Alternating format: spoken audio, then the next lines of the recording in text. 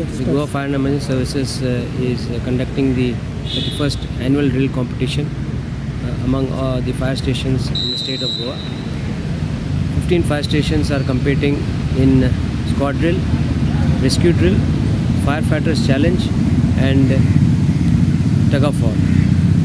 This is the 31st annual drill competition, and this competition we do it every year to ensure fitness of our firefighters and the equipments as well.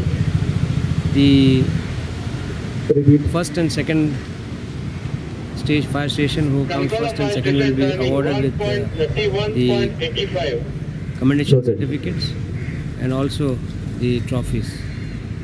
The annual annual inspection day parade is to be held on 16th of February, where these trophies and commendation certificate will be presented to the winners. So what is the purpose of holding this? Purpose is to ensure fitness of our fire personnel in all the exercise which you will see today, which you have witnessed, and to also ensure that the equipments are also properly maintained by them.